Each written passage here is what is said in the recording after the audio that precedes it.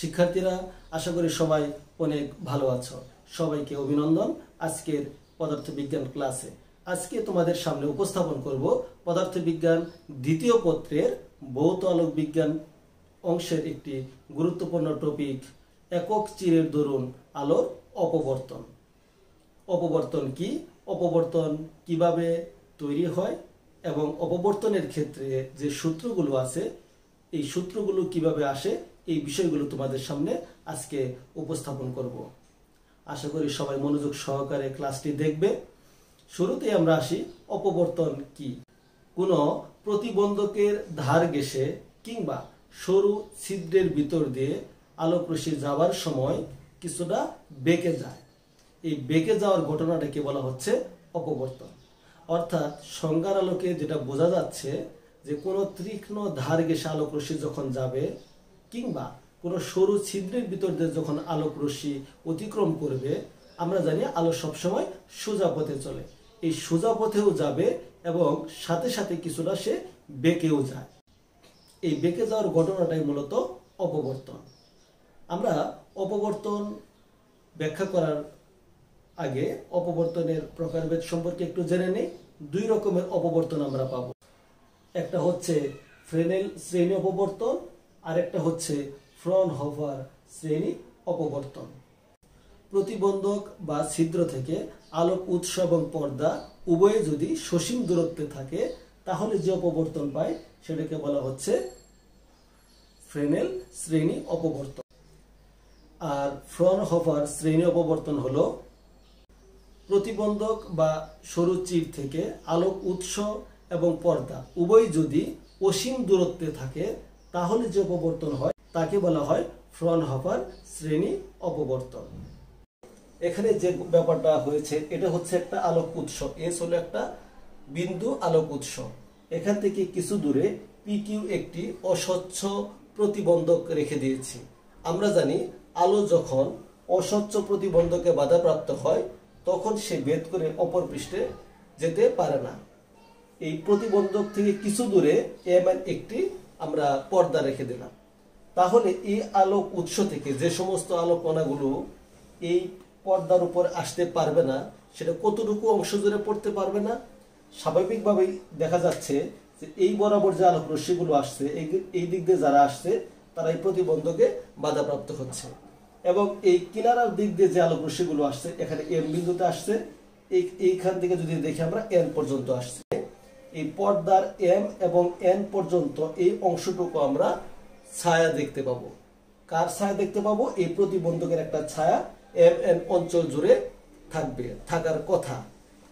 এর উপরের দিক দিয়ে যদি দেখি এদিক দিয়ে আলো পড়বে, এদিক দিয়ে যে আলোক রশ্মি এখানে আলোকিত অংশ দেখা যাবে, চারিদিক দিয়ে আলোগুলো চারিদিকে ছড়িয়ে পড়ছে।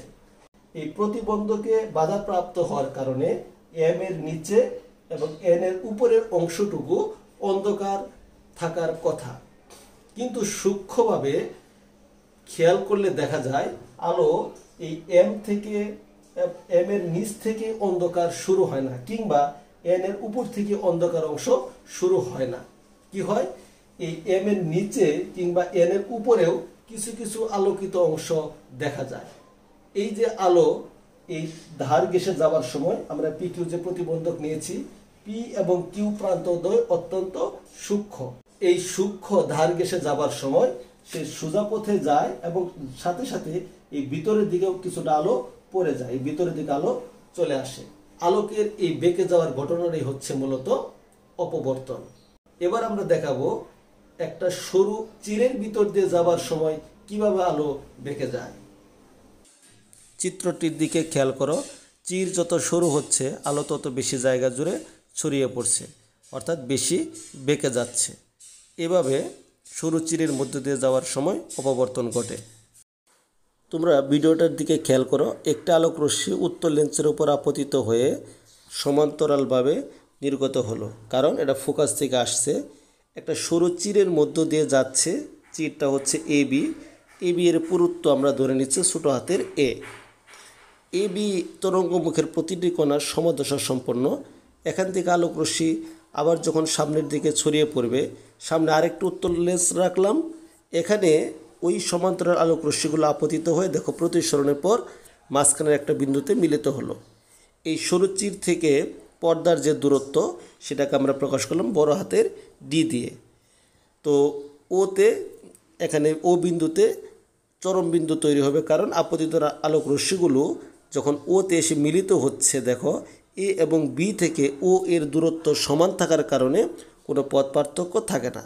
কিন্তু আলো সোজা যাওয়ার ফলেও কিছুটা বেঁকে যায়, এখানে কিছুটা বেঁকে যাচ্ছে, দেখো একটা কোণে বেঁকে গিয়ে পিতে পড়লো, থিটা কোণে বেঁকে গেল। এই থিটা কোণটাকে বলা হচ্ছে অপবর্তন কোণ। আমরা এখানে থিটাটাকে আলাদাভাবে দেখাচ্ছি, আমরা এটা তোমাদেরকে বোর্ডে বিস্তারিত দেখাবো, শুধু ভিডিওটা দেখে নাও তাহলে তোমাদের বুঝতে সুবিধা হবে। এই যে কেন্দ্রীয় চরম বিন্দুতে এখানে রেঞ্জ দেখো অনেক বেশি থাকবে, সাইডে আস্তে কমে যাবে, আবার একটু বাড়বে কমবে, তবে উজ্জ্বলতা কেন্দ্রীয় চরমের সবচেয়ে বেশি থাকবে। এবার আমরা বোর্ডে যাই, বিষয়টা দেখি। ছিদ্রটাকে অনেক বড় করে দেখানো হয়েছে, দেখো এখানে বড় একটা ছিদ্র নিয়েছি। এত বড় ছিদ্র কিন্তু হবে না, ছিদ্র হবে খুবই সরু এবং সূক্ষ্ম ছিদ্র হবে। তো আমরা হিসাবের সুবিধার্থে বড় করে দেখাচ্ছি, এবং এই ছিদ্রের ভিতরতে অসংখ্য আলোক রশ্মিগুলো এইদিকে যাচ্ছে, এবং এটার আবার সামনে আরেকটা উত্তল লেন্স রাখলাম। এই পুরো ঘটনাগুলো আমরা মূলত বোঝানোর জন্য করতেছি। অনেকগুলো আলোক রশ্মি থাকবে, আমরা জাস্ট দুইটা আলোক রশ্মির ব্যাখ্যা দিচ্ছি, যে এই আপতিত রশ্মি এবং এই আপতিত রশ্মি প্রতিসরণের পর ও বিন্দুতে মিলিত হবে, ফলে এই বিন্দুতে একটা উজ্জ্বল অংশ দেখা যাবে। এটাকে বলা হচ্ছে কেন্দ্রীয় চরম বিন্দু। এই দুই জায়গা থেকে আপতিত আলোক রশ্মিগুলোর মধ্যে কোনো পথ পার্থক্য থাকে না। পথ পার্থক্য না থাকার কারণে এরা ওতে একই সময়ে এক জায়গায় এসে আপতিত উপরিপাতন হয়, ফলে এই বিন্দুর উজ্জ্বলতা হয় সবচাইতে বেশি।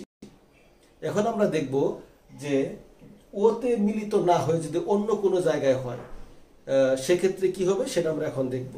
এবার খেয়াল করো, এই যে আলোক রশ্মিগুলো সোজা গেছে, আমরা জানি যখন সরু চিরের ভিতর দিয়ে যায় বা সূক্ষ্ম ধার ঘেঁষে যায় তখন কিছু আলোক রশ্মি বেঁকেও যায়। এখানে আমরা ধরে নিচ্ছি এখান থেকে যাওয়ার সময় কিছু পরিমাণ আলো একটা অ্যাঙ্গেলে বেঁকে গেল। কত কোণে বেঁকে গেল? ধরলাম থিটা কোণে বেঁকে গেছে। তাহলে এদিক দিয়ে এসে আপতিত হবে, হয়ে এদিক দিয়ে প্রতিসরিত হয়, এখানে একটা বিন্দুতে মিলিত হলো। ধরলাম এই বিন্দুর নাম হচ্ছে O1। ঠিক এখানে যদি থিটা কোণে বেঁকে যায়, এখানেও একটা অ্যাঙ্গেলে বেঁকে গেছে, একেবারে খুব অল্প কোণে। এই কোণটাকে আমরা ধরছি কত? থিটা। এই কোণটাও আমরা ধরলাম থিটা। তাহলে এই সি থেকে যদি এখানে একটু সরে যাবে, এই কোণ হচ্ছে আমাদের থিটা হবে। দেখো এরা সবাই আপতিত হয়ে O1 বিন্দুতে মিলিত হলো, এরা প্রতিসরিত হয়ে O1 বিন্দুতে মিলিত হলো। এই যে থিটা কোণে যে বেঁকে গেল, বেঁকে গিয়ে O1 এখানে গিয়ে মিলিত হয়েছে, কখন এই O1 বিন্দুটা উজ্জ্বল হবে, কিংবা একটা নির্দিষ্ট দূরে যেখানে আলোক রশ্মিটা মিলিত হয় সেই বিন্দুটা অন্ধকার হবে। এটাই অপবর্তনে বলা হয়, উজ্জ্বলের ক্ষেত্রে বলা হয় চরমের শর্ত, আর অন্ধকারের ক্ষেত্রে বলা হচ্ছে অবমের শর্ত। আমরা এই O1 বিন্দুটা চরম বিন্দু মানে উজ্জ্বল বিন্দু নাকি অবম বিন্দু বা অন্ধকার বিন্দু হবে, সেটা আমরা কিসের উপর নির্ভর করবে এই জিনিসটা তোমাদেরকে এখন ব্যাখ্যা সহ বুঝিয়ে দিব। শিক্ষার্থীরা খেয়াল করো, আমরা এই থিটা থিটা এবং এই থিটা এবং এখানেও যে কোণটা আসছে এই কোণটাকে আমরা ধরছি কত? থিটা। এই থিটাটাকে বলা হচ্ছে অপবর্তন কোণ। এখন তোমাদেরকে আমি বুঝাবো এই কোণ থিটা, এই কোণও থিটা, এবং এই যে মাঝখানে যে কোণ, এই কোণও যে থিটা হয় সেটা কিভাবে আসছে সেটা তোমাদেরকে আমি বুঝাচ্ছি। খেয়াল করো, এ বি ডি এটা একটা সমকোণী ত্রিভুজ, কারণ এটা যেহেতু লম্ব আঁকছি তাহলে এই কোণটা হচ্ছে আমাদের সমকোণ 90 ডিগ্রি। আচ্ছা, এটা হচ্ছে 90 ডিগ্রি, তাহলে একটা কোণ আমরা 90 ডিগ্রি পেলাম। তাহলে এই কোণটা কত হবে একবার খেয়াল করো, যদি এইখান থেকে এই পর্যন্ত পুরাটা আসি তাহলে এই কোণের মান হচ্ছে কত? 90 ডিগ্রি। তাহলে এই পুরাটা হচ্ছে আমাদের 90 ডিগ্রি। এর মধ্যে এটা যদি থিটা হয় তাহলে বাকি এই কোণটা কত হবে? এই কোণটা হচ্ছে 90 ডিগ্রি মাইনাস থিটা। আচ্ছা, উপরের এই কোণটা কত এটা আমরা জানি না, এই কোণের মান ধরলাম আমরা এক্স। যেহেতু ত্রিভুজের তিন কোণের সমষ্টি 180 ডিগ্রি, তাহলে একটা 90, এটা হচ্ছে 90 মাইনাস থিটা, আর উপরের কোণ হচ্ছে আমাদের এক্স। এই তিনটার যোগফল হবে 180 ডিগ্রি। তাহলে আমরা দেখি কি হয়, 90 degree plus 90 degree minus theta plus x equal to 180 degree.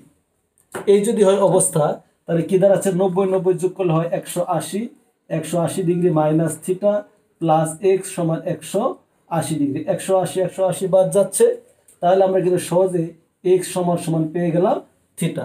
তাহলে আমাদের এই এক্স যেটা আমরা ধরেছি সেই কোণটা হচ্ছে কত?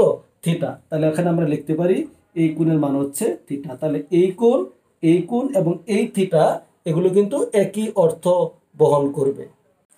এখানে একটা বিষয় খুব গুরুত্ব সহকারে মনে রাখো, সেটা হচ্ছে এ বিন্দু এবং বি বিন্দু, এই দুই বিন্দু থেকে আপতিত আলোক রশ্মি পর্দার উপর একটা বিন্দুতে গিয়ে মিলিত হয়ে উজ্জ্বল বা অন্ধকার অংশ যা কিছুই তৈরি করুক না কেন, সেটা কিন্তু নির্ভর করবে মূলত এই বি থেকে ডি এদের মধ্যে যে পথ পার্থক্য, এই পথ পার্থক্যের উপর কিন্তু নির্ভর করবে।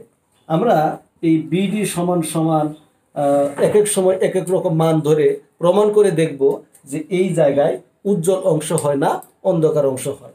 আমরা ল্যামডা ধরব, আবার 3λ/2 এরকম বিভিন্ন মান ধরে আমরা দেখব যেখানে উজ্জ্বল না অন্ধকার বিন্দু তৈরি হয়েছে। এটা কিন্তু আমরা ধরতেছি মূলত একটা বিষয়কে বোঝানোর জন্য। তার মানে কিন্তু এই নয় যে এখান থেকে যে আলোক রশ্মিটা যাচ্ছে, বি এর ধার ঘেঁষে যে আলোক রশ্মি যাচ্ছে, এই দুই রশ্মির কারণেই শুধু এখানে উজ্জ্বল বা অন্ধকার হবে, ব্যাপারটা কিন্তু এরকম না। এখান থেকে কিন্তু অনেকগুলো আলোক রশ্মি পর্দায় গিয়ে আপতিত হবে এবং সেখানে আমরা জানি যে কেন্দ্রীয় চরমের উপরে এবং নিচে অনেকগুলো উজ্জ্বল অন্ধকার অসংখ্য বিন্দু দেখতে পাবো। এখানে মূলত যেটা বোঝানোর জন্য এই প্রমাণটা তোমাদেরকে এখন দেখাবো, সেটা হচ্ছে এদের মধ্যে পথ পার্থক্য, অর্থাৎ যে কোনো একটা কোণা এবং তার পরবর্তী যে কোণা আলোক রশ্মি, দুইটা কোণা দিয়ে আমরা বোঝানোর জন্য দেখাবো, প্রমাণ করে দেখাবো যে দুটি কণার মধ্যকার পথ পার্থক্য কত হলে আমরা উজ্জ্বল বিন্দু পাবো এবং কত দূরত্ব হলে অন্ধকার বিন্দু পাবো। তাহলে কিন্তু মানে কখনই আমরা এটা ভাববো না যে এখান থেকে এই দুইটা কোণাই শুধুমাত্র পর্দায় গিয়ে উজ্জ্বল বা অন্ধকার বিন্দু তৈরি হয়েছে, ব্যাপারটা কিন্তু এরকম হবে না। ফলে আমরা এই এ বি অংশের ভিতর থেকে অনেকগুলো আলোক কণা পাবো এবং এদের বিভিন্ন কণাগুলোর পথ পার্থক্যের কারণে পর্দায় মূলত আমরা উজ্জ্বল বা অন্ধকার বিন্দু দেখতে পাবো। অনেকগুলো দাগ সরিয়ে কম দাগ দিয়ে একটা চিত্র আঁকছি, খেয়াল করো। এখানে থিটা কোণে সরে গেছে, তাহলে এই কোণটা কত হচ্ছে? থিটা। এই কোণটা হচ্ছে, যেহেতু এ থেকে এই O1 বিন্দুর দূরত্ব আর বি থেকে O1 এর দূরত্ব সমান নয়, এটা ছিল মাঝখানে ও বিন্দু, এটা ছিল উজ্জ্বল, এটা আমরা জানি। এটা থেকে এটা হচ্ছে কাছে, এটা থেকে এখানে হচ্ছে দূরে। ফলে এ এবং বি থেকে O1 এর দূরত্বের মধ্যে একটা পার্থক্য থাকবে। এই পার্থক্যটাকে বলা হচ্ছে পথ পার্থক্য। সেই পথ পার্থক্যের মান কতটুকু? আমরা এ থেকে এর উপর যেটা লম্ব আঁকি, ধরলাম ডি, তাহলে এই বিডি হচ্ছে আমাদের পথ পার্থক্য। বিডি সমান পথ পার্থক্য। এবার আসো, আমাদের এই যে বিডি, বি থেকে ডি পর্যন্ত আমরা পথ পার্থক্য ধরেছি, এই মান ধরলাম হচ্ছে আমরা ল্যামডা, এটা আমরা ধরে নিচ্ছি। তাহলে এই বিডি মানে ল্যামডা সমান মানে পথ পার্থক্য সমান কি লেখা যায়? দেখো তো, এটা একটা ত্রিভুজ এ বি ডি, তাহলে ত্রিভুজ এ বি ডি হতে পায়, আমরা কি দেখতে পাচ্ছি? এটা একটা সমকোণী ত্রিভুজ, কারণ এই কোণটা হচ্ছে আমাদের সমকোণ 90 ডিগ্রি। তো সমকোণ 90 ডিগ্রি বিপরীত বাহুটা হচ্ছে আমাদের অতিভুজ। আর এই যে সূক্ষ্মকোণ যেটা ধরবো তার বিপরীত বাহুটা হচ্ছে লম্ব। তাহলে বিডিটা হচ্ছে আমাদের কি? ল্যামডা, এটা আমাদের লম্বের মতো আচরণ করবে। তাহলে এডি বাহুটা কি হবে? আমাদের ভূমি হবে।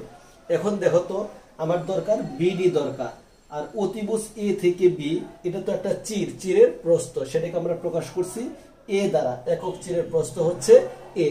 তাহলে লম্ব আছে, অতিভুজ আছে, তাহলে আমরা কিন্তু সহজেই ত্রিকোণমিতিক অনুপাত নিয়ম অনুযায়ী আমরা লিখতে পারি লম্ব বাই অতিভুজ মানে হচ্ছে সাইন থিটা।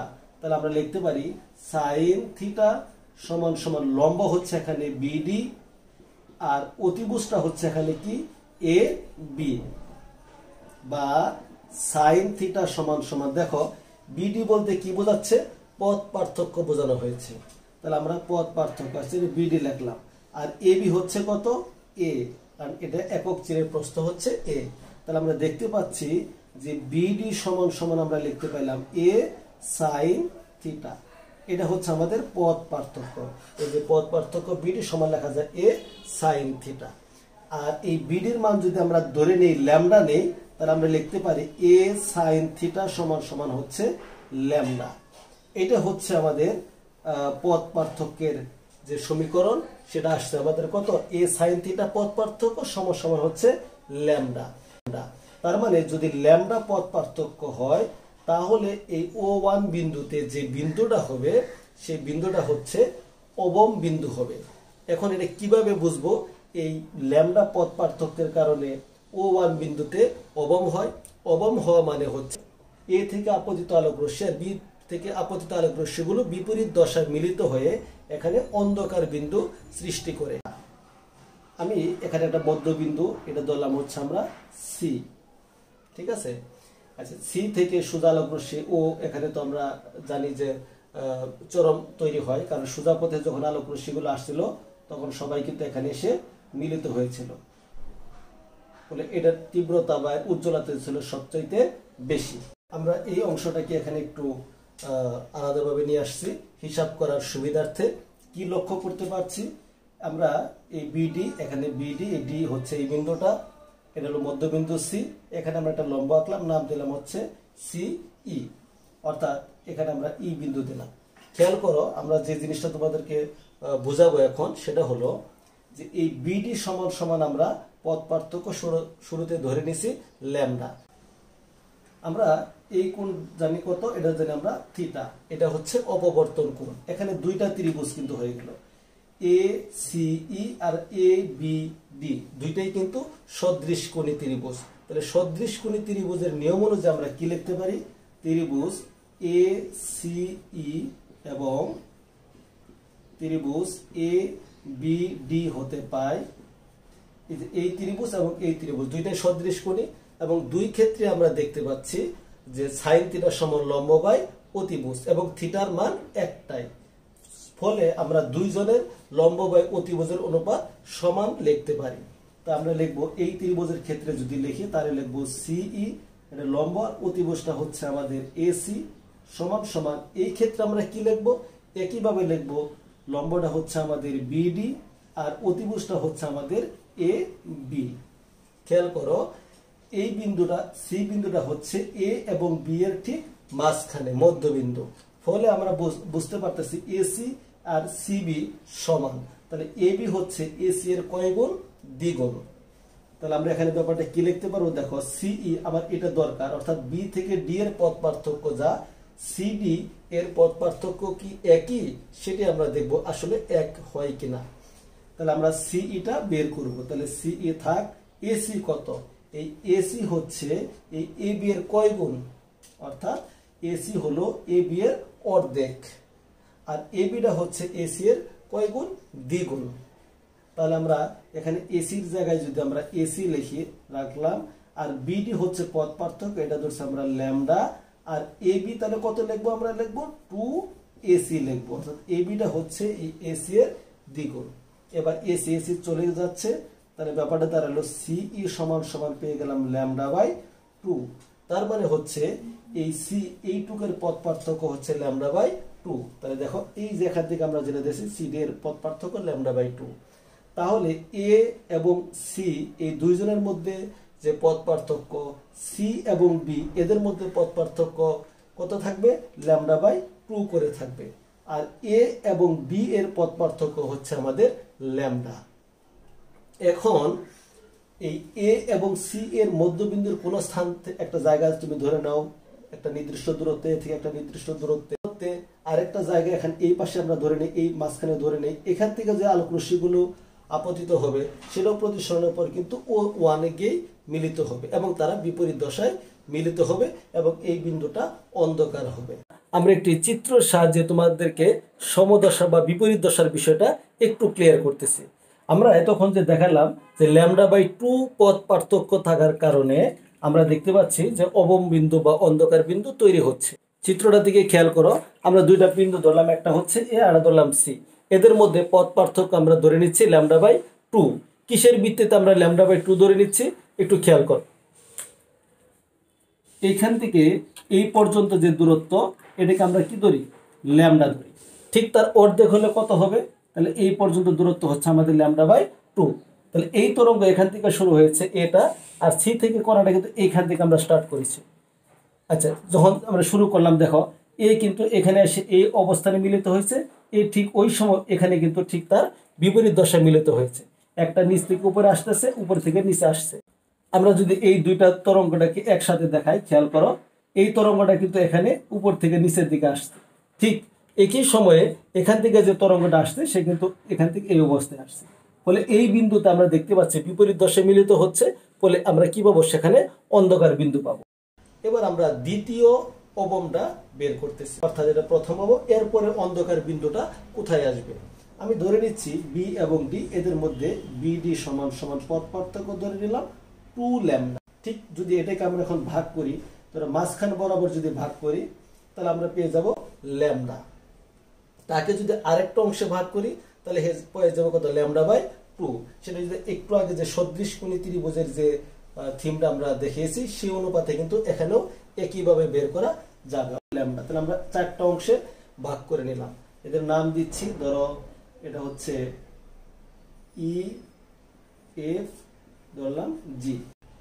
খেয়াল করো এটা যেহেতু 2λ, তাহলে আমরা ঠিক পুরাটাকে যদি অর্ধেক এই এফ কে যদি নিয়ে আসি তাহলে 2λকে 2 দ্বারা ভাগ করলে কত পাবো? আমরা এখানে আমরা ধরে নিচ্ছি ল্যামডা পাবো। তাকে যদি অর্ধেক করে কতটুকু পাবো? λ/2 পাবো। আর এখানে একটা λ/2, দুইটা λ/2, তাহলে 2 কাটা গেলে ল্যামডা, এখানে হচ্ছে কত? তাহলে 3λ/2। এখানে হচ্ছে আমাদের 2λ, মানে 4λ/2, মানে 4λ/2 কাটাকাটি করলে কত হয়? 2λ। এটা হচ্ছে 2λ। এই এ এবং ই এদের ভিতর থেকে কোনো একটা আপতিত আলোক রশ্মি যখন পর্দার উপরে গিয়ে আসবে, ঠিক ই এবং এফ এর ভিতর থেকে যে λ/2 দূরত্বে যে আলোক রশ্মিগুলো এসে ওই বিন্দুতে আসবে, ফলে একজন আরেকজনের প্রভাবটাকে নাকচ করে দিবে, যেটা আমরা প্রথম প্রমাণে কিন্তু দেখিয়েছিলাম যে λ/2 দূরত্বে আসার কারণে পরস্পর প্রভাবকে নাকচ করে দেয়। আবার দেখো এফ এবং জি এর ভিতর থেকে আপতিত আলোক কণাগুলো যেখানে গিয়ে উপরিপাতন ঘটবে, জি এবং বি থেকে আপতিত কণাগুলো কিন্তু λ/2 দূরত্ব থাকার কারণে ওই আগের আপতিত আলোক কণাগুলোর প্রভাবটাকে কি করে দিবে? নাকচ করে দিবে। ফলে সেখানেও আমরা কি পাবো? অন্ধকার বিন্দু দেখতে পাবো। ফলে আমরা দেখতে পেলাম যে 2λ দূরত্বে যদি আসে সেখানেও আমরা কি পাচ্ছি? দ্বিতীয় অবম বিন্দুটা পেয়ে যাচ্ছি। একইভাবে যদি আমি 3λ দেই, 4λ নেই, এরকম দূরত্বে আমি দেখতে পাবো যে কেন্দ্রীয় উজ্জ্বল থেকে এত দূরত্বে আমরা যে বিন্দুটা পাবো সেই বিন্দুটা আমরা অন্ধকার দেখতে পাবো। তাহলে আমরা এই অপবর্তনের ক্ষেত্রে অবমের বা অন্ধকারের যে শর্তটা আমরা লিখতে পারি, এ সাইন থিটা এন সমান সমান লিখতে পারি আমরা এন ল্যামডা। এন এর মান কত হবে? এন এর মান হচ্ছে আমরা যা দেখলাম 1, 2, 3 এরকম মানগুলো হবে। তবে এই ক্ষেত্রে দেখো এই অবম বিন্দু কিন্তু উপরেও হবে তা না, নিচেও হতে পারে। এই জন্য আমরা এন এর মান +-1 +-2 এভাবেও লিখতে পারি। ধরলাম প্রথম চরমটা কোথায় পাবো? প্রথম চরমের শর্ত আগে বের করব, তারপরে দ্বিতীয়, তৃতীয়, এইভাবে আমরা হিসাব করব। ধরো এই বি এবং ডি এদের মধ্যে অবমের ক্ষেত্রে আমাদের পথ পার্থক্য ছিল ল্যামডা। চরমের ক্ষেত্রে এই পথ পার্থক্য যদি 3λ/2 হয়, তাহলে ওই পর্দার উপর যখন আলোক রশ্মিগুলো উপরিপাতন ঘটবে বিভিন্ন দূরত্ব থেকে, তখন আমরা সেখানে উজ্জ্বল বিন্দু দেখতে পাবো। খেয়াল করো আমরা এই বিডি সমান পার্থক্য নিলাম কত? 3λ/2। যেহেতু 3λ/2, তাহলে আমরা তিনটা অংশে এই এ এবং বিটাকে আমরা তিনটা অংশে ভাগ করব। 1, 2, 3, তিনটা সমান অংশে ভাগ করলাম। নাম দিচ্ছি কি? ধরো এটা নাম দিচ্ছি আমরা হচ্ছে ই, এটা দিলাম হচ্ছে ধরো এফ। তাহলে এ এবং ই এদের মধ্যে পথ পার্থক্য কত হবে? λ/2 কিন্তু হবে, λ/2 হবে। আবার ই এবং এফ এর মধ্যে পথ পার্থক্য কত হবে? λ/2 হবে। আবার এটার মধ্যে পথ পার্থক্য কত হবে? এটাও কিন্তু λ/2 হবে। দেখো এটা হচ্ছে কত? λ/2। তাহলে সেকেন্ড অপশনটা কত হবে? তুমি ধরো 2λ/2, 2 কাটলে কত হয়েছে? ল্যামডা, তাই ল্যামডা লিখছি। তাহলে 3 নম্বর অপশনটা কত? 3λ/2। তাহলে কিন্তু আমি তাই লিখছি যে এ এবং বি এর মধ্যে পথ পার্থক্য হচ্ছে 3λ/2। তাহলে এখানে আমরা দুইটা অংশে ভাগ করলাম, আর প্রত্যেকটা অংশ কত করে ধরছি? আমরা λ/2 ধরেছি। এবার খেয়াল করো তো এ এবং ই এর ভিতর থেকে নির্গত আপতিত আলোক রশ্মি আর ই এবং এফ থেকে নির্গত আলোক রশ্মির মধ্যে পথ পার্থক্য কত, λ/2। কারণ প্রত্যেকটা আমরা λ/2 দূরত্বে নিয়েছি। ফলে এখান থেকে আপতিত আলো আর এখান থেকে আপতিত আলো কণাগুলো যখন পর্দার উপর গিয়ে পড়বে, একটু আগে আমরা সেটা প্রমাণ করে দেখছি যে পরস্পর বিপরীত দশায় মিলিত হয়, ফলে সেখানে অন্ধকার হবে, কারণ একজন আরেকজনের প্রভাবটাকে নাকচ করে দিবে। এবার দেখো আরেকটা অংশ থাকলো, সেটা হচ্ছে এফ এবং বি। এখান থেকে আপতিত আলো কণাগুলো যেখানে গিয়ে মিলিত হবে, এটার প্রভাবকে নাকচ করার মতো আর কোনো জায়গায় কিন্তু নাই। ফলে ওই পর্দায় ওই অংশে আমরা একটা উজ্জ্বল অংশ দেখতে পাবো। এটা হচ্ছে প্রথম উজ্জ্বল অংশ। এবং এই ক্ষেত্রে খেয়াল করো, এফ এবং বি এটা হচ্ছে 1, 2, 3 3 ভাগের 1 ভাগ, অর্থাৎ 1/3 অংশ থেকে আপতিত আলোক কণাগুলো ওইখানে উপরিপতনের ফলে শুধুমাত্র উজ্জ্বল অংশ দেখতে পাচ্ছি। আর এখানে যেহেতু 1/3 অংশ গিয়ে পড়ছে, এই জন্য তার উজ্জ্বলতা কিছুটা কম হবে। দ্বিতীয় চরমের শর্ত, এই ক্ষেত্রে কত হবে? এই ক্ষেত্রে এখানে মানটা হচ্ছে তোমার বিডি সমান 5 λ/2। এই আমাদের এই বিডি যদি 5 λ/2 হয়, তাহলে এই এ থেকে বি পর্যন্ত যে অংশটা রয়েছে এটাকে আমরা 5টা ভাগে ভাগ করব। তাহলে আমরা পাবো প্রত্যেকটা অংশকে পাবো হচ্ছে λ/2। তাহলে 5টা অংশে ভাগ করো হবে। আমি নাম দিচ্ছি, এটা হলো ই, এটা দিলাম আমরা এফ, এটা জি, এটা ধরছি আমরা কত, এইচ। এবার দেখবো এখানে আসলে কেন উজ্জ্বল অংশ তৈরি হয়। এখান এর ভিতর থেকে একটা নির্দিষ্ট দূরত্ব থেকে আপতিত আলোক রশ্মিগুলো পর্দা যেখানে গিয়ে পড়বে, ই এবং এফ এর ভিতর থেকে তো λ/2 দূরত্ব, এর এই এ এবং ই, এফ এবং ই এবং এফ এদের মধ্যে পথ পার্থক্য হচ্ছে λ/2। ফলে দুইজনের প্রভাবটাকে নাকচ করে দিবে। একইভাবে এফ এবং জি এবং এইচ এই দুইজনের প্রভাবটাকে নাকচ করে দিবে। কিন্তু এইচ এবং বি থেকে আপতিত আলোক কণাগুলো পর্দায় কিন্তু একটা উজ্জ্বল অংশ তৈরি করবে, এর প্রভাবটাকে কিন্তু নাকচ করতে পারবে না। ফলে এখানে পর্দায় আমরা দ্বিতীয় উজ্জ্বল বিন্দুটা পেয়ে যাব। প্রথমটা পেয়েছিলাম 3 ভাগের 1 ভাগ অংশ থেকে আপতিত আলোর কারণে, এবার হচ্ছে 5 ভাগের 1 ভাগ। তাহলে অবশ্যই বোঝাই যাচ্ছে যে প্রথম চরমের চেয়ে দ্বিতীয় চরমটা আরো কম উজ্জ্বল দেখা যাবে। এইভাবে তৃতীয় উজ্জ্বল, চতুর্থ উজ্জ্বল আমরা দেখতে পাবো। তাহলে উজ্জ্বলের ক্ষেত্রে আমরা কি সূত্রটা লিখতে পারি? উজ্জ্বলতার ক্ষেত্রে আমরা লিখতে পারি a sin θn সমান সমান 2n + 1 λ/2। n এর মান কত হবে? 1 2 3 ... এরকম মান হবে। n এর মান যদি আমরা 1 বসাই তাহলে আমাদের আসছে 3 λ/2, 2 বসালে হচ্ছে 5 λ/2। তো এইভাবে আমরা উজ্জ্বলতার সূত্রটা লিখতে পারি। আলোর অপবর্তন সম্পর্কিত যে আলোচনাগুলো আজকে তোমরা জানলে, দেখবে ভিডিওটা বারবার দেখবে, এবং যে দুইটা সূত্র শিখলাম আমরা উজ্জ্বল এবং অন্ধকারের, এই সূত্র দুইটার আলোকে বইতে অনেক রকম উদ্দীপক তুমি দেখতে পাবে, এবং সবগুলো উদ্দীপকই খুবই অল্প সময়ের মধ্যে করা সম্ভব। পরবর্তীতে কোনোদিন আরো একটি নতুন ক্লাস নিয়ে তোমাদের সামনে উপস্থিত হব। সে পর্যন্ত সবাই ভালো থেকো, সুস্থ থেকো এবং নিরাপদে থেকো। ধন্যবাদ সবাইকে।